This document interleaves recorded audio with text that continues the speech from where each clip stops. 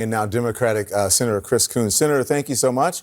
I appreciate you joining us. We know it is a very long day for you. It's been a very long day. Yeah, another long day on the Senate floor. Describe what it's like inside the room. Do you think the dynamics are changing at all? I do. I've had the chance to talk with a couple of my colleagues from both sides at the end of today. Adam Schiff gave once again just a really compelling close, and the House managers presented a very broad sweep of the evidence that they've been able to develop in the House Intelligence Committee and the House Judiciary Committee. Don, frankly, most senators, as those hearings were going on over in the House, we were busy here in the Senate. We had our own committee meetings, our own work to attend to. So I really think that over the last 2 days, the members of the Senate have, for the first time, heard all of the evidence that's been developed so far. And I'll remind you, a lot of it's been blocked. President Trump has engaged in a breathtaking and unprecedented stonewalling effort to prevent us from hearing the most central witnesses and the most central documents. But they still managed to develop a remarkable breadth of information, given the testimony of a dozen very brave witnesses who came forward at risk to their own careers and in violation of direct orders from the president. And what they had to testify to today was stunning. The close from Adam Schiff, to the point you were just making, was that President Donald Trump is more surface than substance. We know he will put himself ahead of our nation, and that's why in his closing he was arguing we must remove him.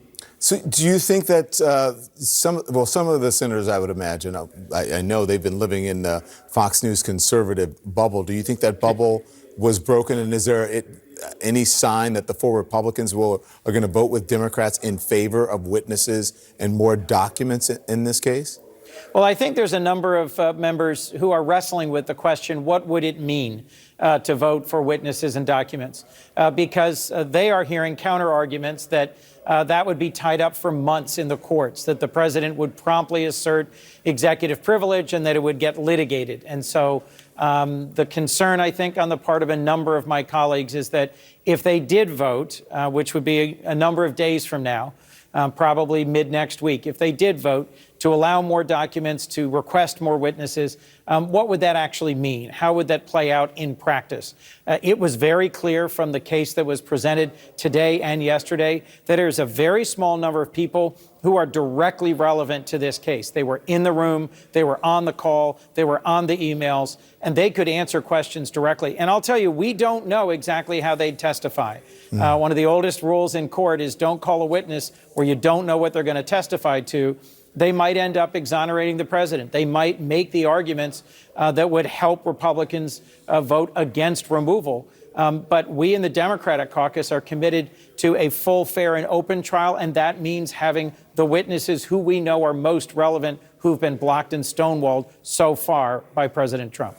Senator Coons, I have to ask you, are you exchanging ideas with other senators about the evidence or what questions you might ask when your question time comes? That's right, we are, because frankly, in a typical trial, the prosecutor presents their case, then the defense presents their case, and then there's a rebuttal. Here, there will not be a rebuttal for the House managers. So the question time, the 2 days when senators will be asking questions, really has to function as that rebuttal. So we already know what the principal arguments will be by both sides. We've read their briefs. Those of us who are tracking this closely and reading the briefs that have already been submitted. I expect that the president's advocates will make the jaw-dropping argument that even if everything that's been alleged by the House managers were accepted as true, you still can't impeach the president because he can't be impeached for abuse of power. So I think there's some fairly obvious questions that result from that. My hope is we'll find some way to have a few bipartisan questions that would help sort of set the path towards witnesses and documents. But frankly, so far, what votes we've taken have been depressingly predictable and partisan. All right. Thank you, Senator Chris Coons. Appreciate it. Thank you, Get some Don. sleep. Great to be with you. Thank you very much.